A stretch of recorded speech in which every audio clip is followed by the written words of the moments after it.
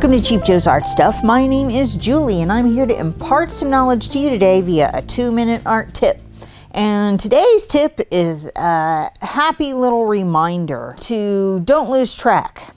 And what I mean is, I've seen so many artists over the years and students where they train themselves to use their sketchbook and they practice in their sketchbook and they work out subjects and they work out compositions and value and all this kind of stuff, focal point and everything in their sketchbook.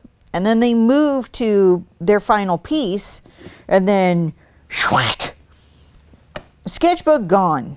And then they end up kind of like reworking out the thing that they already figured out in their sketchbook on their finished piece. And I'm scratching my head going, what are you doing? When you've already deliberated and made purposeful decisions about what you wanted to do, keep track of those things. Make sure that the finished sketch that you've decided on, that you post it like at the masthead on your easel or somewhere in your visual space that you can see it and refer to it regularly. Don't lose track of all those important decisions that you've already made. It can keep you from making silly mistakes later.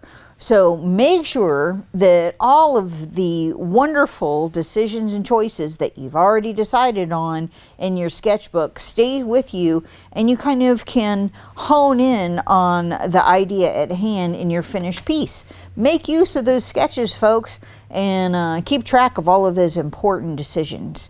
And make sure that your sketchbook is right there at hand. And we know that you'll find success and you'll enjoy. Thanks for joining us for another installment of 2-minute art tips right here at Cheap Joe's Art Stuff. We hope you enjoyed this video and maybe learned a little something. If so, give us a like, comment with your thoughts, and share with a friend. Subscribe below and don't miss a single 2-minute art tips and help us reach 150,000 subscribers. See you next time.